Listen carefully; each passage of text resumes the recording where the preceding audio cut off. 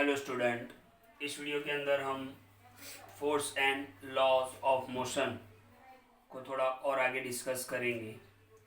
Last video के अंदर मैंने आपको टाइप्स ऑफ फोर्सेस के बारे में बताया था। एक बार वीडियो ज़रूर देख लें कि टाइप्स ऑफ फोर्सेस के अंदर दो टाइप थे, balanced force, unbalanced force. Balanced force क्या होता है? जब दोनों डायरेक्शन से मतलब अपोजिट फोर्स जो होते हैं उनका रिजल्टेंट ज़ीरो आता है तो उनको हम बैलेंस्ड फोर्स बोलते हैं। और जो अप्लाइड फोर्स है उसका रिजल्ट अगर ज़ीरो से ज़्यादा आता है तो उसको हम अनबैलेंस्ड फोर्स बोलेंगे। इस वीडियो के अंदर हम फोर्स, उसका फॉर्मूला और उसका ऐसा यूनिट देखेंगे। तो ध्यान से देखो, फोर्स को हमने क्या बताया था? फोर्स का डेफिनेशन क्या था कि पुश और pull of an object with mass. Okay, तो mass, force is equal to mass. Okay, it causes its उसके कारण क्या होता है कि कोई भी ऑब्जेक्ट होगा जो उसका मास होगा उसको आप पुल और पुश करोगे तो किस में चेंज आएगा? Change in velocity. तो मल्टीप्लाई चेंज इन वेलोसिटी। अच्छा, चेंज इन वेलोसिटी को हमने मोशन चैप्टर में क्या बताया था? एक्सेलरेशन। यहाँ पर मैं लिख देता हूँ ए इज इक्वल टू क्या होता है? Change in velocity. ओके, तो ध्यान से देखना, फोर्स का डेफिनेशन के ऊपर से हमने ये फॉर्मूला बनाया, force is equal to mass multiply change in velocity. Okay, अच्छा, चेंज इन मास को हम क्या करेंगे? स्मॉल एम से डिफाइन करेंगे, फोर्स को हम एफ से। चेंज इन वेलोसिटी क्या था? तो v minus u upon T, आपको याद होगा एक्सेलरेशन का फॉर्मूला। और एक्सेलरेशन ही क्या है? Change in velocity. आप लास्ट चैप्टर के वीडियो को जाके एक बार देखना, वहां पर एक्सेलरेशन को मैंने समझाया है। तो m मास का क्या हो गया? m हो गया। चेंज इन वेलोसिटी यानी v minus u upon T. अच्छा, v minus u upon T change in velocity है, final velocity minus initial velocity upon time. तो ध्यान से देखना, F is equal to M, ये किसका फॉर्मूला है? ये तो एक्सेलरेशन का फॉर्मूला है, तो ये A।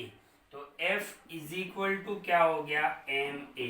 This is the formula for force. तो फोर्स का फॉर्मूला क्या होगा? F is equal to M A. तो बिल्कुल आपको डेफिनेशन से पर समझना है कि फोर्स का डेफिनेशन क्या था। पुश और pull on an object with mass, तो मास ले लिया हमने।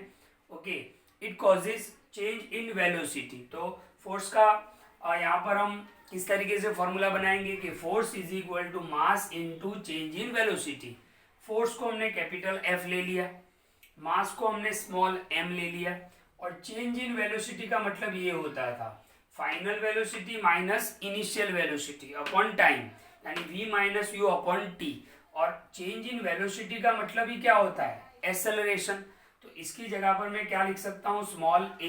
तो F is equal to M A, ये इसका फॉर्मूला हो गया, राइट। ओके, अब हम इसके यूनिट की बात करते हैं।